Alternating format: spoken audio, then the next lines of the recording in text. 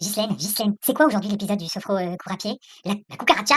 La concagua? Mais je sais que ça. Une danse? Une recette de cuisine? Non mais il a fondu, il s'est pris pour Mariton ou quoi? C'est quoi un sommet de montagne? Ah non mais ma pauvre fille, c'est le sommet de ta connerie, oui, arrête, mais elle m'a pincé, non mais attends, sans déconner!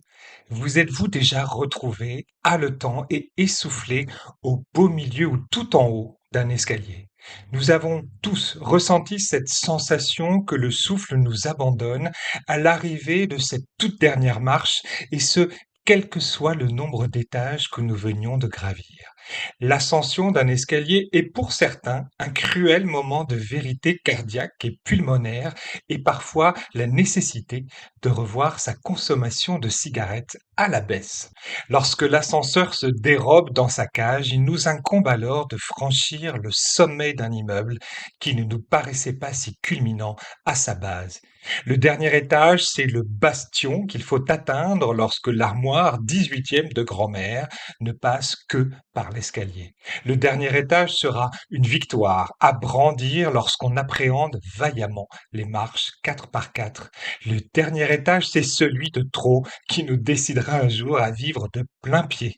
Mais aucun étage, cependant, ne culmine à 6 962 mètres d'altitude. L'Aconcagua, le colosse de l'Amérique, est l'un des plus hauts sommets du monde et domine la cordillère des Andes. Pour profiter d'une vue privilégiée de l'Argentine, c'est là que vous devrez aller. Solange Gréau a franchi son sommet en 2014 et est aujourd'hui l'invitée de ce huitième épisode. Solange est née en 1962 et c'est une athlète atypique qui cumule les exploits sportifs. Alors je vous le dis tout de suite, elle n'accepte pas cette définition et n'a pas conscience de réaliser des performances exceptionnelles. Je vous livre quelques-unes de ses prouesses et vous serez, chers auditeurs, seuls juges des qualificatifs à employer. Elle commence la course à pied à 40 ans et participe à son premier marathon de Paris, juste pour tester, puis suivra celui de New York en 3h59 et bien d'autres ensuite, près d'une dizaine si j'en crois le nombre de médailles accrochées chez elle. Lassée par les 42 km 195, elle passera aux longues distances et aux 100 km, les 100K pour les initiés et aux ultra-distances en montagne. Ultra longue, 170 km et ultra dure puisque les dénivelés positifs avoisinent les 10 000 mètres. Le premier ultra, c'est en 2006 et elle a 44 ans. Suivront, entre autres, en 2007, la route de la soie, 6 pays traversés, 870 km en courant pendant 2 mois à raison de 5 jours par semaine. En 2008, un deuxième ultra-trail au Mont Blanc.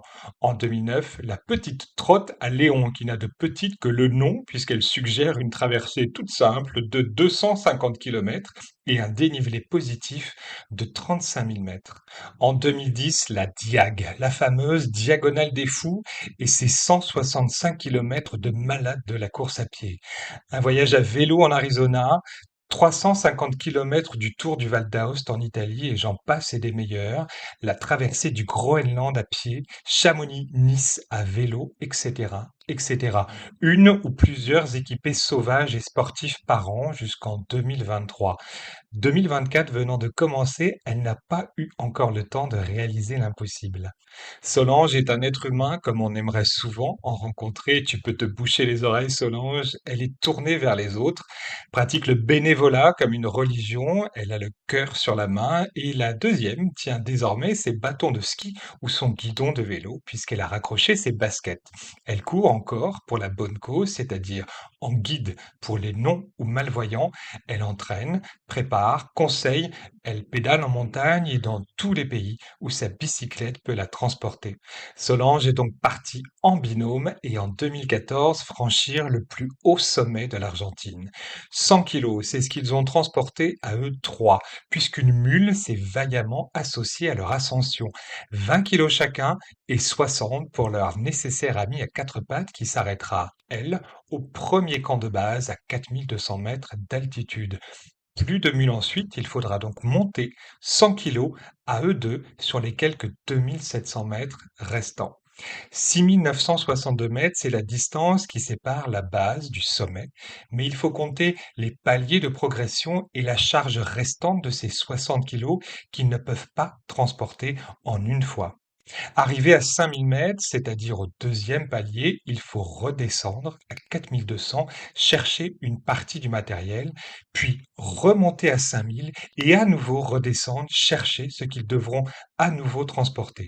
En tout et à chaque palier, soit à 5 000, 5 500 et 6 000 mètres, ils monteront, déchargeront et redescendront 3 fois de suite, 3 trajets aller-retour à chaque palier franchi pour retourner chercher le reste du matériel au palier précédent. Je vous laisse imaginer la distance supplémentaire qu'ils ont parcourue. Et à chaque fois, l'ascension est plus difficile puisqu'ils cumulent la fatigue, l'altitude et l'évidente et croissante difficulté à respirer. La violence des éléments, à partir de 6 000 mètres, les vents soufflent à 130 km/h.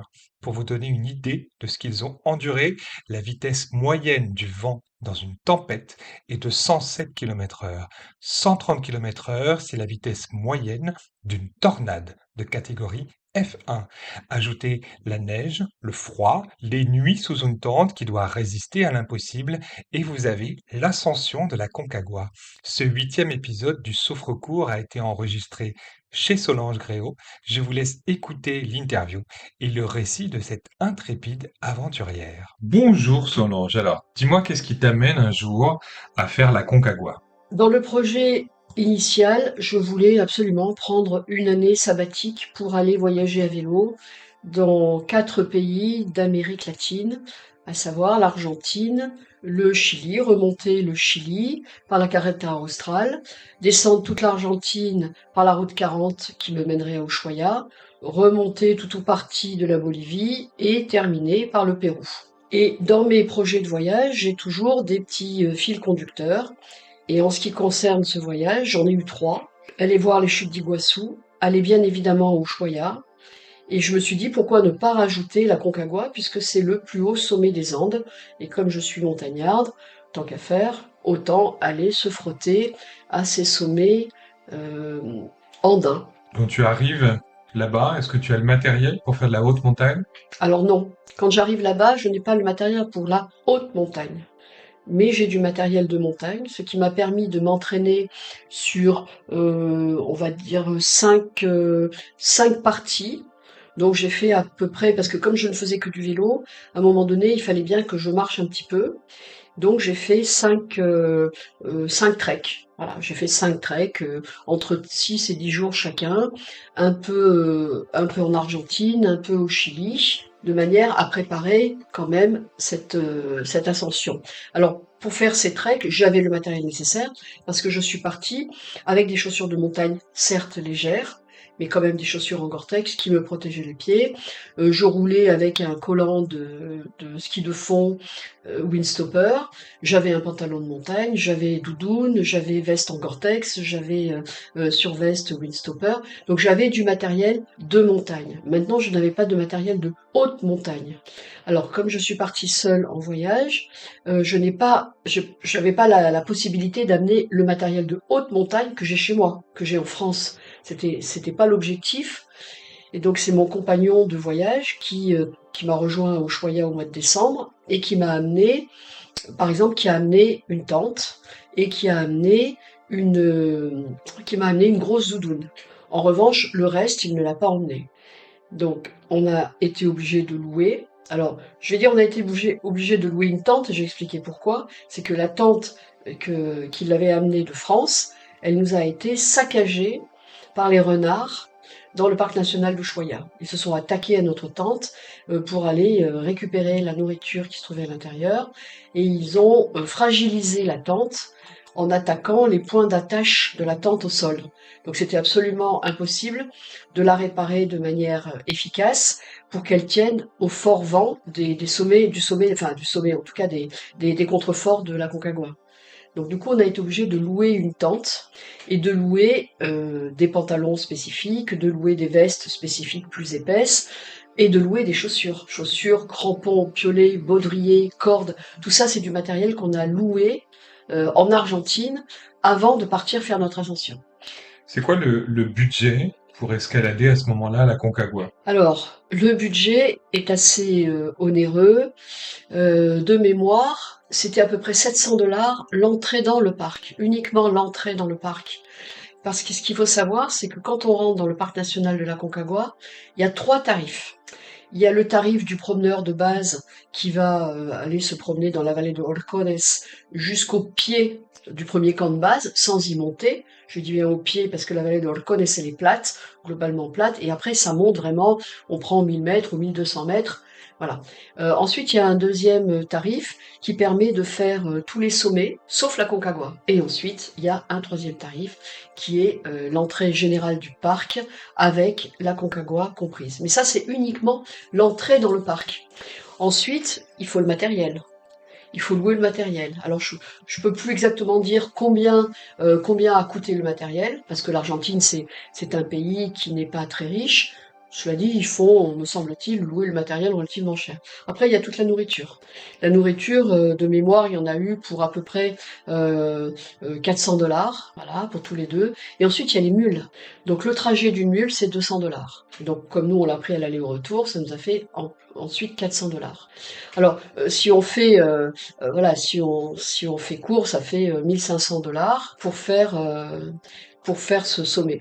Mais 1500 $, bon, on arrondit, ça fait 1500 €, c'est pas énorme. Mais ce qu'il faut savoir, c'est que moi, je suis partie sur un coup de tête et qu'en fait, je n'avais pas d'argent. L'année d'avant, j'étais partie aux États-Unis, j'avais mis de l'argent de côté pour faire ce voyage et j'étais plus riche pour mes 2 mois aux États-Unis que je ne l'étais pour ce voyage de 1 an. Je suis vraiment partie comme ça en disant je pars. Donc j'ai vendu ma voiture, j'ai vendu un vélo, j'ai vendu énormément d'affaires de montagne, tout ça pour récupérer des petits centimes à droite à gauche. Bon, j'ai eu quelques généreux donateurs, mais en bref, je suis partie avec 8000 € pour l'année, ce qui fait pas beaucoup. Voyage non compris. J'avais payé mon billet d'avion puisque je partais de Marseille pour Buenos Aires et je revenais de Lima. Donc j'ai fait Lima-Marseille. Donc ça fait 2 billets d'avion, parce que c'est moins cher de faire un aller-retour que de faire deux allées. Quand tu pars pour le sommet de la Concagua, à ce moment-là, c'est quelle période de l'année? Alors c'est la mauvaise période, parce que le sommet de la Concagua, c'est un sommet qui est relativement facile, puisque c'est un chemin qui va serpenter, certes en altitude, mais qui va serpenter. C'est un chemin de sable et de pierre. Bon, au sommet, il y a de la roche, mais globalement, c'est un chemin qui est assez facile. Ce qui l'a rendu assez compliqué, c'est qu'il s'est mis à neiger. Et il s'est mis à neiger, pourquoi? Parce qu'on est parti fin février, le 28 février, et que le 28 février, c'est l'hiver. Alors qu'il aurait fallu faire ça en décembre, janvier maximum, pour bénéficier encore des conditions favorables. Cela dit, il a effectivement neigé, mais il a fait très beau. On n'a pas eu de mauvais temps, si ce n'est le vent sur les 2 dernières étapes où il y a eu un vent très très fort. Mais sinon, le ciel était bleu. Il y avait de la neige, c'est vrai, mais le ciel était bleu. Quand tu pars à ce moment-là, est-ce que tu sens que, puisque t'es pas à la bonne période, ça va être plus dangereux, ça va être plus rude, qu'il faut un autre type de préparation?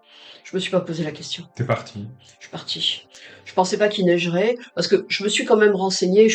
D'abord, je m'étais renseignée en France, bien évidemment, parce qu'on ne part pas faire la Concagua comme ça, les mains dans les poches. Donc, je suis allée voir un médecin à Chamonix, spécialiste de l'altitude, le docteur Cauchy, qui m'a donné plein de renseignements et une liste de médicaments à acheter en cas de pépin, à prendre. Voilà, parce que l'altitude, ça se gère pas comme ça. On n'est pas sur un trottoir au bord de la mer. Comment ça se gère justement l'altitude? On parle de paliers, j'en parle dans l'intro. Est-ce que tu peux nous expliquer ce que c'est que les paliers?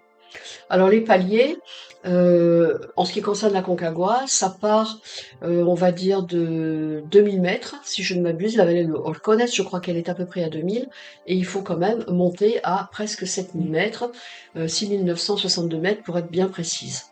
On ne peut pas monter d'un seul trait, parce que l'organisme ne peut pas le supporter. Donc, plus on monte, plus l'oxygène se raréfie, plus le cœur s'accélère pour pouvoir produire des globules rouges transporteurs d'oxygène.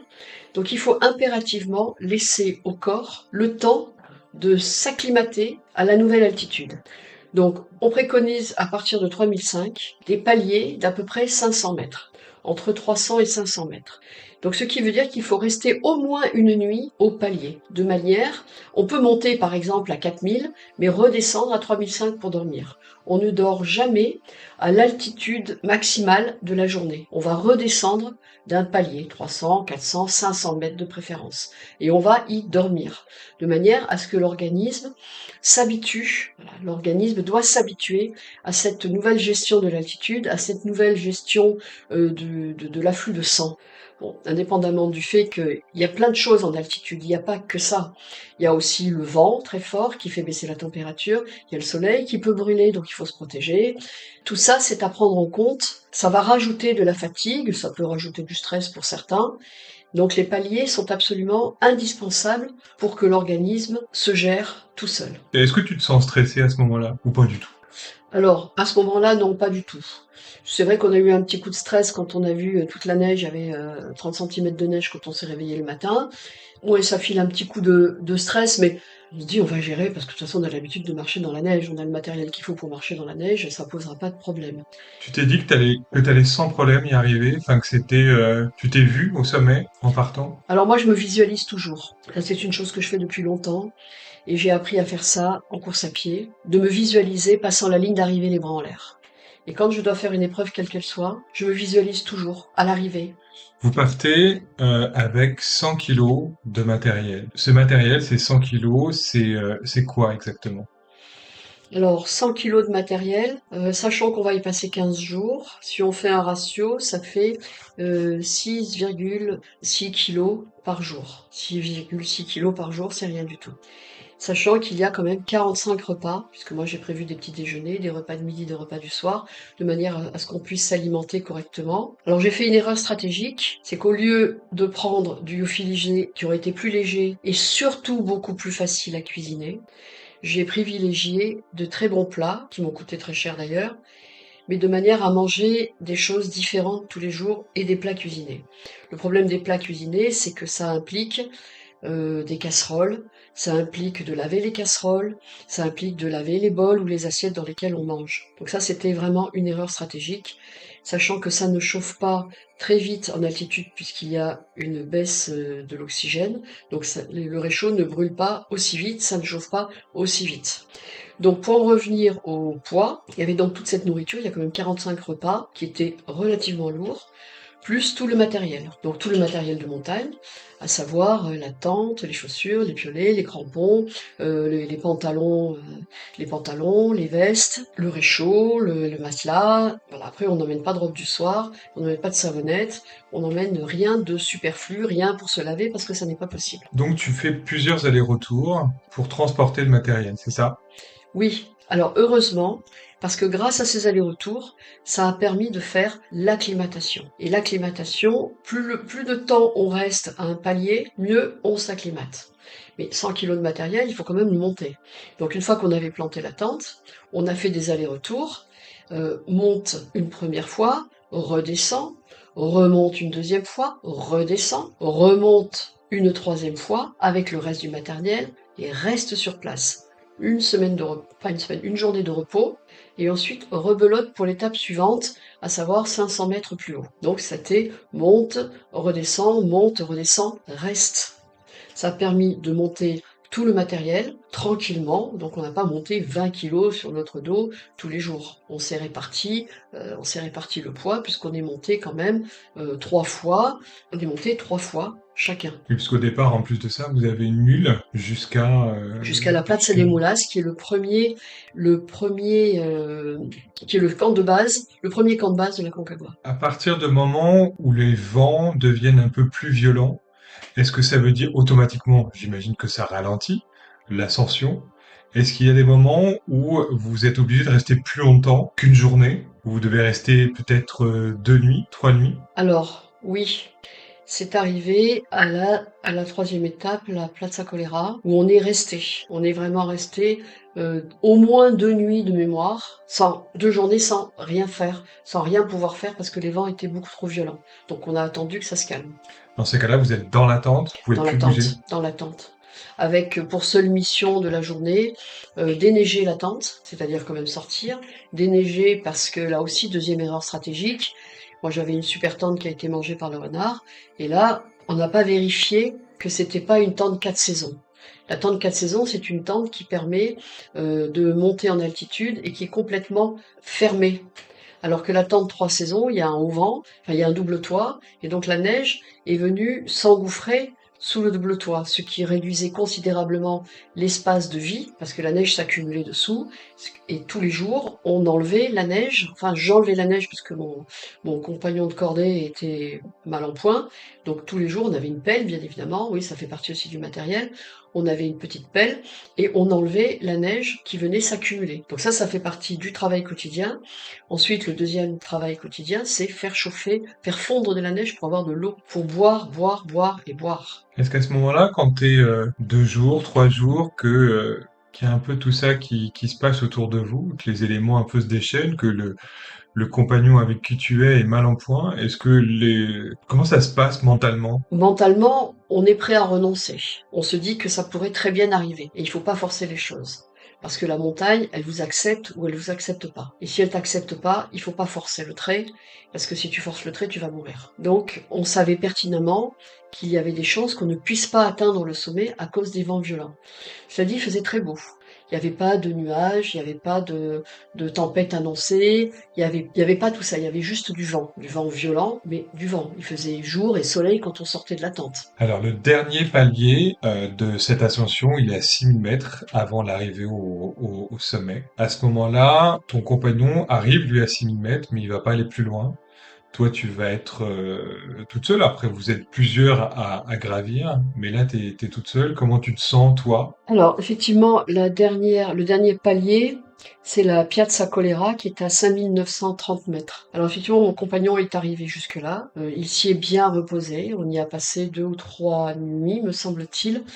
Et la dernière nuit, les gardes du parc national sont venus nous voir. Il ne restait plus en lice que 2 Français, 2 Espagnols et 2 Anglais, parce qu'une partie de leurs troupes, voyant les vents violents, ont préféré redescendre plutôt que de rester et de tenter l'ascension. Donc nous, on a dit qu'on restait, mais mon compagnon, lui, il se sentait pas, voilà. Quand je suis partie le matin, enfin le soir, exactement, parce que je suis pas partie le matin, quand nous sommes partis le soir, il se sentait pas, il a dit je peux pas, je n'y arriverai pas. Alors on est parti, il était 20, aux alentours de 22 heures. Tu pars faire le sommet à 22 heures? Tu pars faire le sommet à 22 heures. Et tu marches, voilà, tu marches dans la nuit, et puis après, bah, t'as le jour qui se lève. Et là, on était donc 5, et là, on a essuyé effectivement de grands vents, très grands vents. Mais sachant qu'il y a quand même quasiment 1000 mètres, voilà, il y a quasiment 1000 mètres pour arriver au sommet. Donc 1000 mètres à cette altitude, ça se fait pas en un clin d'œil. Donc on est arrivé au matin, je sais pas, il était 10 heures du matin, quelque chose comme ça, peut-être un petit peu avant.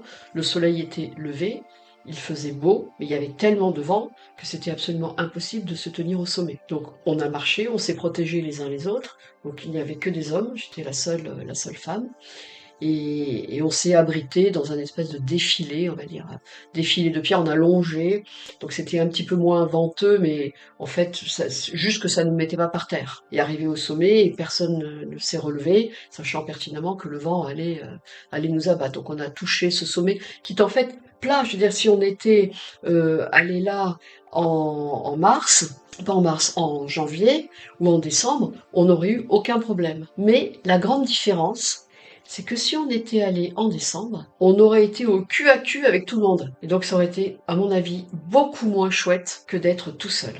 Parce que quand on est redescendu du sommet, on a repassé une nuit à la Piazza Colera, de manière à se reposer de cette ascension. On était très content de l'avoir fait. Et ensuite, on est redescendu directement à la Plaza de Mulas en éliminant Nido del Condores et en éliminant Plaza Cavada, c'est-à-dire les quatre, avec la Plaza de Mulas, les quatre paliers. Donc on est descendu directement. Avant de redescendre, on reste un petit peu au sommet. Quand tu touches, tu es à plat ventre, visiblement, et voilà, tu peux pas te tenir debout, mais Est-ce qu'il se passe quelque chose en fait parce que tu es sur un des toits du monde? Il y en a beaucoup. Alors c'est pas que dans la tête, c'est dans le corps. C'est une espèce d'exaltation. Parce que l'altitude crée aussi, c'est difficile à décrire pour ceux qui ne sont jamais allés en haute altitude. Il y a des choses dans le cerveau, il y a des choses dans le corps, il y a des réactions qu'on n'a pas quand on est au bord de la mer. Il y a des lenteurs, il y a des... C'est difficile tout ça de le raconter, mais en tout cas, ce qui en a résulté, c'est une grande joie, c'est une victoire. Voilà, ça fait vraiment partie de la victoire sur soi-même, sur l'élément, parce que bon, il faut quand même monter si haut, et on était tous extrêmement heureux. Et moi, j'étais quand même assez triste pour mon compagnon qui a été obligé de rester en bas. Donc après, c'est difficile de partager sa joie avec quelqu'un qui est pas bien. À partir de quel moment en montagne, en haute montagne, cela devient dangereux? Alors, ça dépend de ce qu'on appelle dangereux. Dangereux, ça peut être plusieurs choses. Ça peut être, est-ce que le terrain est dangereux? Est-ce que les conditions météo sont dangereuses? Ou est-ce que l'altitude, la dangerosité totale où le corps est vraiment mis en péril, c'est à partir de 7500 mètres. En dessous, c'est gérable. En réglant bien les paliers, en y restant un temps nécessaire, on ne prend pas de très gros risques en deçà de 7500 mètres. Après, ça devient déjà beaucoup plus compliqué. Est-ce que ça veut dire que c'est à partir de 7500 mètres que l'on monte avec de l'oxygène, ou ce qu'on peut monter avant, évidemment? Il y en a certains qui sont montés sans oxygène? Bien sûr, il y a des himalayistes, et je prends pour exemple Reinhold Messner, qui a été mon mentor et mon maître après Dieu, toute mon adolescence, que j'ai eu la chance de rencontrer en 2017. Lui, il a gravi l'Himalaya sans oxygène, mais parce que sa constitution le lui permettait. Mais la plupart des gens qui montent au-delà de 7500 mètres, généralement, prennent de l'oxygène. Et quand on voit des grandes cordées qui essayent de gravir l'Himalaya, il y en a beaucoup, beaucoup qui ont de l'oxygène et qui terminent avec de l'oxygène. Tu parles de sa constitution qui lui permettait. Est-ce que l'on peut forcer sa constitution? Toute proportion gardée, on peut avec de l'entraînement, mais je ne suis pas bien sûre que pour gravir de telles altitudes, on puisse vraiment forcer. Et d'abord, c'est pas souhaitable, parce que on est constitué de manière à pouvoir passer ou pas. Alors on va peut-être pouvoir, à force d'entraînement, peut-être avec un caisson hyperbare, s'entraîner déjà pour voir jusqu'où on peut grimper, essayer d'atteindre des altitudes supérieures, mais la physiologie, elle est ce qu'elle est. Même si on peut un petit peu la modifier, je suis pas bien sûre que tout le monde soit capable de gravir l'Himalaya sans oxygène. Parce que quand on prend des athlètes, que ce soit en course à pied ou dans d'autres sports, il y a des gens qui ont par exemple un cœur qui bat très bas, donc ça leur permet de grimper plus haut, plus vite. Il y a des gens qui ont un cœur qui bat plus haut, ça ne les empêche pas forcément de grimper, mais ils vont peut-être grimper moins vite. Le cœur va monter, et alors ce qui est très important, c'est que le cœur redescende vite. Que le cœur monte vite, monte haut, à la limite, on va pas dire que c'est gênant, mais c'est pas gênant vraiment. Il faut juste que ça redescende vite quand on s'arrête. Par rapport à ta physiologie, est-ce que toi tu te sens plus avantagé? Pas du tout. Non, moi je suis pas plus avantagée. Moi j'ai un cœur qui, au repos, doit battre entre 60 et 65, donc c'est pas un cœur qui bat lentement. Il bat juste bien. Et moi effectivement, quand je fais un effort, je m'essouffle vite, mais quand je m'arrête, le cœur redescend tout de suite. Le sommet est passé, tu dois redescendre. Redescendre, c'est aussi long que monter. Est-ce que il y a toujours aussi des paliers à respecter? Alors, en principe, il devrait y avoir des paliers. Bon, mais là, on n'a respecté aucun palier. Si on a quand même dormi la nuit à la Piazza Colera, parce que bon, on avait quand même marché toute partie de la journée et qu'on était fatigué, donc on a décidé de rester. Et le lendemain, on a replié tout le matériel et on a redescendu le matériel directement à la Plaza de Moulas. Donc ça fait quand même voilà une grosse bambée, toujours dans la neige, parce que bien évidemment il y avait de la neige, et toujours avec du poids, parce que tout ce qu'on avait monté comme nourriture, en fait, on ne l'a pas mangé. On a mangé un petit peu, mais on n'a pas tout mangé, parce que c'était compliqué, parce qu'on n'avait pas faim, parce qu'en altitude, on n'a pas forcément faim. Il faut se forcer en permanence pour boire et pour manger. Combien de temps ensuite avant l'arrivée? Alors l'arrivée proprement dite pour récupérer un bus, c'était Puente del Inca. C'est le dernier petit bled avant de rentrer dans le parc national de la Concagua. Donc on est redescendu directement au premier camp de base, à savoir à la place des Molas en une journée ou en quelques heures, je ne sais plus précisément combien de temps. On y a dormi et le lendemain, on a tout redescendu. Donc les 1000 mètres, plus toute cette vallée de Horcones qui n'en finissait pas, et ensuite les 15 kilomètres à pied, parce qu'on n'est pas arrivé à avoir un transport qui nous amenait à Puente del Inca. Donc dans la journée, on a dû faire, je sais pas, entre 30 et 35 kilomètres. Et quand on est arrivé à Puente del Inca, là, on était réellement épuisé. Plus épuisé que d'avoir fait le sommet. À ce moment-là, justement, le corps est épuisé, il est fatigué.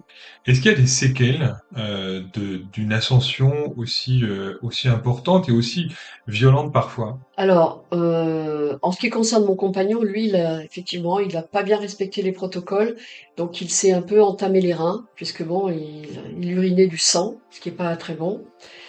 Donc il a mis un petit moment pour s'en remettre. Et moi, je me suis gelé les pieds. Alors, c'était pas une très grosse gelure, mais ça fait en permanence des picotis. Ça a duré à peu près un mois. Voilà. Après, bon, la fatigue, impossibilité de boire de l'alcool. Voilà, plus du tout envie de boire de l'alcool. Lui, il avait pris des médicaments justement pour pallier les problèmes d'altitude. Donc même les plus grands vins argentins, et il y a de très grands vins en Argentine, ça avait un goût de fer pour lui. Moi, je lui ai payé les plus grands vins parce qu'il aimait ça. Il n'avait aucun goût, il n'avait qu'un goût de fer dans la bouche. Et moi, j'avais pas spécialement envie de boire. Il m'a fallu du temps pour me remettre à apprécier le vin. Pour toi, une ascension comme ça, et ce que tu as fait auparavant d'ailleurs, et tout ce que j'avais cité dans l'introduction, ce ne sont pas des exploits sportifs. Pour moi et pour une majorité de gens, ça l'est. Ce sont des exploits sportifs. Est-ce que malgré tout, tu arrives à imaginer que ce que tu as fait est quelque chose d'un peu exceptionnel? Alors oui, je peux largement imaginer que c'est exceptionnel parce que tous les gens n'ont pas gravi la Concagua. Mais une fois de plus, j'ai vécu dans un milieu de montagnards, de sportifs de haut niveau, et si je fais un comparatif, voilà, je vais pas dire que je n'ai rien fait parce que je veux pas minimiser ce que j'ai fait, mais j'en connais plein qui ont fait des choses vraiment très exceptionnelles. À commencer par mon amie avec laquelle je fais du vélo, qui par exemple a fait la Concagua, mais au lieu de le faire par la voie normale, elle l'a fait par la voie des Polonais. Donc là, c'était en escalade et c'était dans des conditions assez dantesques. D'ailleurs, elle a été obligée de redescendre parce qu'elle avait ce fameux mal des montagnes. Voilà, donc j'ai un peu de mal à me dire que j'ai fait un exploit quand je vois les exploits entre guillemets des autres. Mais maintenant, je comprends parfaitement que pour quelqu'un qui est néophyte, qui n'a jamais fait ça, oui, ça peut paraître extraordinaire. In fine, qu'est-ce que ça t'apporte, cette façon de voyager et tous ces voyages? Alors cette façon de voyager, parce que je voyage principalement à vélo, même si j'ai fait d'autres voyages avec des autobus ou des voitures, ça me permet de réellement voir et apprécier ce qui m'entoure. Parce que grâce au vélo, je dis que le vélo, on voyage rapidement, lentement. Parce que ça permet de se déplacer d'un point A à un point B, et ça permet de voir suffisamment de choses, parce que justement, ça ne roule pas très vite. Après tous ces voyages, j'en ai rêvé. Celui-ci en particulier, la Patagonie, la Terre de Feu, l'Argentine, tout ça, ce sont des mots qui ont résonné depuis très très longtemps dans ma tête. Et si je fais le bilan de tout ce que j'ai pu faire comme voyage, ils ont toujours été, à un moment donné, un rêve, une pensée. J'ai vu une émission, ça m'a donné envie, j'ai dit un jour j'irai. Et le un jour j'irai se réalise tout le temps. J'y vais, C'est toi qui l'as réalisé à chaque fois. oui. C'est quoi la prochaine étape? Alors la prochaine étape, c'est le Japon. J'aimerais aller faire toutes les îles du Japon, à vélo, bien évidemment. Et j'aimerais partir de Nice. Alors les étapes sont, on va dire, prédéfinies. Ce serait Nice-Berlin, Berlin-Moscou, ensuite Moscou-Vladivostok avec le transsibérien, et un arrêt, bien évidemment, sur le lac Baïkal. Et en fonction de ma période d'arrivée, soit je file sur le nord du Japon pour skier, soit plutôt vers le sud parce que je voudrais voir les cerisiers en fleurs. Combien de temps va te prendre ce voyage? Alors je ne sais pas, je vais partir parce que pour la première fois de ma vie, je n'aurai plus de notion de temps puisque je serai à la retraite. Donc je suis même pas obligée de revenir. Mais je n'ai pas prévu tout ce qui allait se passer dans le voyage. Parce qu'à mon sens, qui a tout prévu, ignore l'imprévu. Merci Solange, merci d'avoir accepté cette interview, merci de m'avoir reçu chez toi pour l'enregistrement de ce 8e épisode du Souffre Court podcast. C'est moi qui te remercie de t'être intéressé à cette expédition. Avec plaisir, je vous souhaite à tous et toutes une excellente journée ou soirée. Et à très bientôt pour un prochain épisode. C'est fini? C'est fini là? Non mais attends, mais elle est trop forte cette Solange. Attends, nous on se plaint quand il y a une petite brise sur le bord de mer et qu'il fait 5 degrés. Et elle grimpe sur un caillou à 7000 mètres en pleine tornade. Et par moins 25. Non mais sans déconner.